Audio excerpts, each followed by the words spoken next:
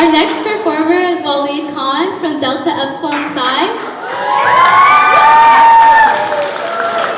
So Delta is our cousin fraternity, and their philanthropy is juvenile diabetes research.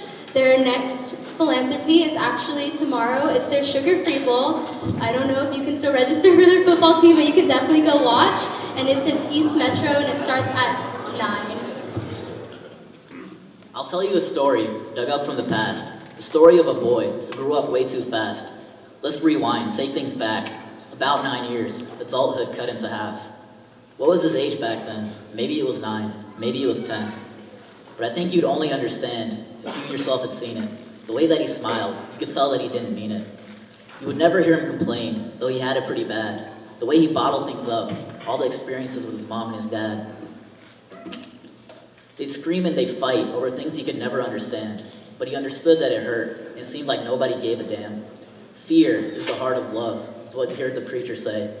He gave it little thought, accepted it immediately, and then he went on his way. Affection was something entirely conditional, like something that could be bought, traded, and sold, something expendable, something measured in numbers and decimals.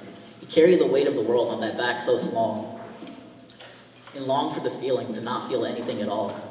But the boy had a little brother, who was 4, maybe 5 years younger, who was now susceptible to that same understanding, the understanding of how things hurt, of how the world is cruel, uncompromising, and demanding, an understanding he knew all too well, but didn't want his brother to touch, so he decided to carry the weight of that world as well. And when those two's anger overflowed, and they cursed and they struck, he claimed responsibility for it all, no matter how much.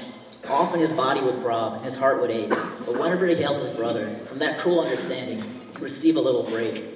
He asked for no compensation for all that he gave, and he knew that he'd continue to give until the day they laid him in his grave. And with this, he learned something new, something entirely unconditional, something that couldn't be measured with numbers and decimals. He gained something priceless, whose worth would never fade. So a debt was owed to his little brother, a debt that could never be repaid. He'd push through the pain and struggle, no matter how bad, because the pain was insignificant compared to the feelings that he had. He gained a new understanding that he couldn't define, an understanding that couldn't be explained with thousands of rhymes. As time went on, it wouldn't weaken, it only became stronger for the boy, and he felt that nothing, in this world or the next, could possibly bring him more joy. So please, take what I'm saying to heart, because the story that I'm telling you is true. I can show you the scars and tell you of all that we've been through. I wouldn't just die for my brother. I've chosen to live for him too. I go to hell below or to heaven above. And the entirety of what I've told you, from beginning to end, is my definition of love.